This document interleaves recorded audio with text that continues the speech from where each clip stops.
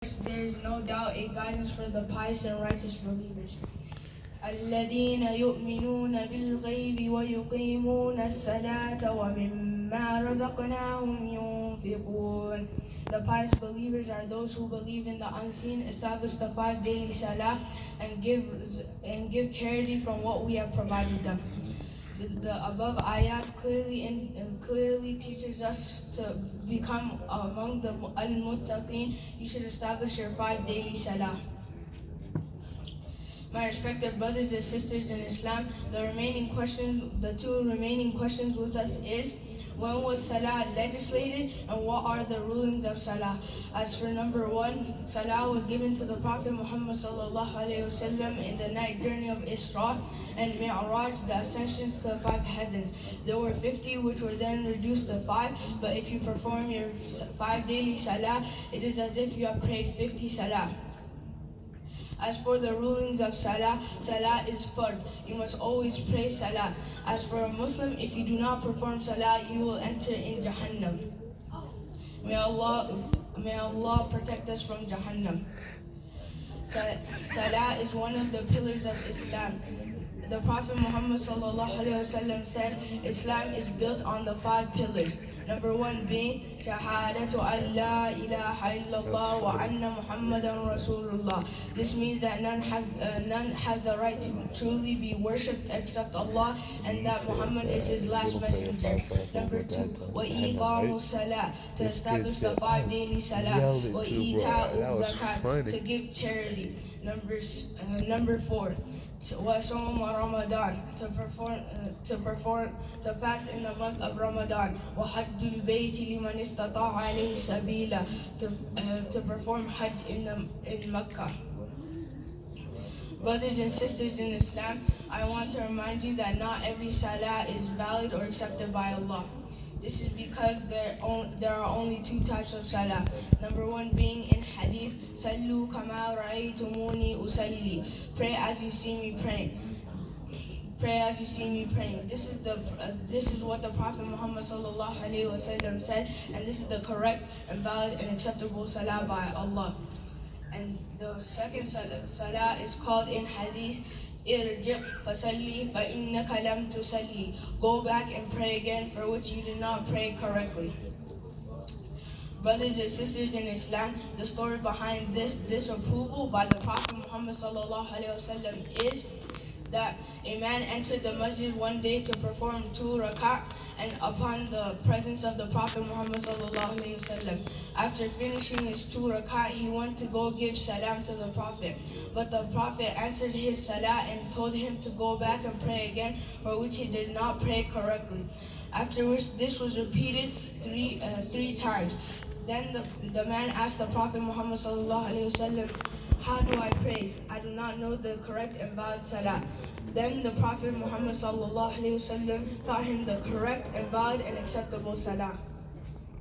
My respected brothers and sisters in Islam, what is the correct and valid salah?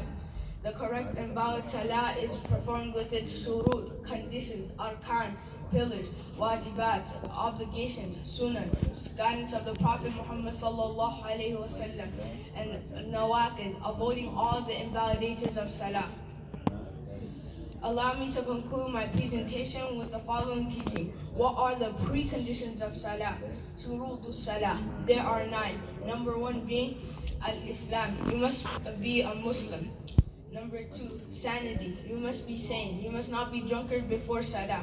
Number 3, puberty. You must obtain an age of puberty for your salah to be accepted. Number 4, entrance of time.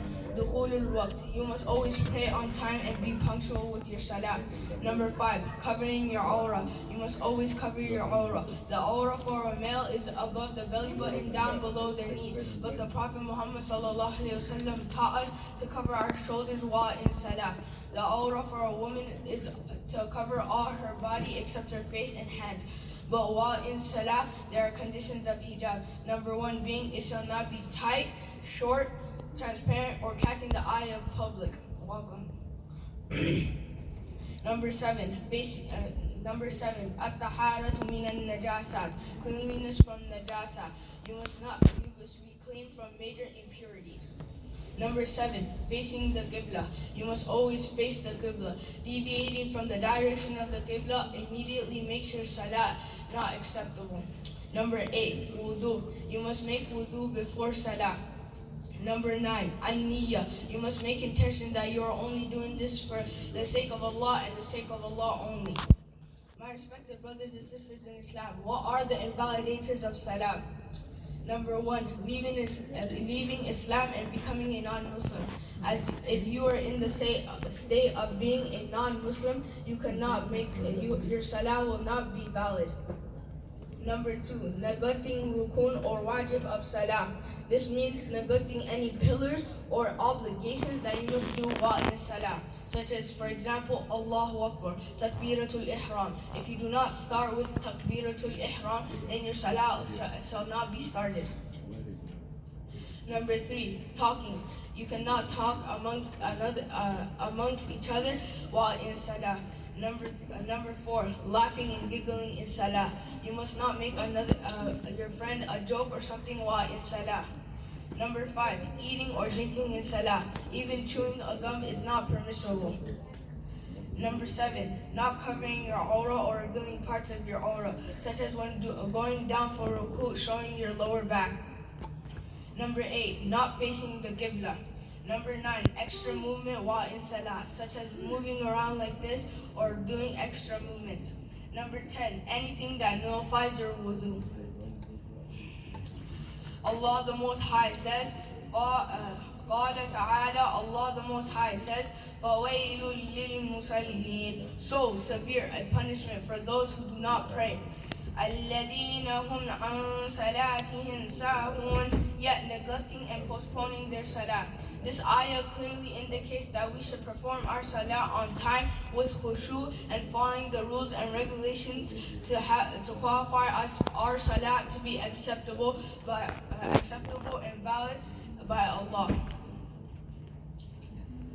My respected brothers and sisters in Islam, Jazakumullahu khairan for listening to me, a student from the iocc. Wa alaikum assalam wa rahmatullahi wa barakatuh. وعليكم السلام ورحمة الله وبركاته.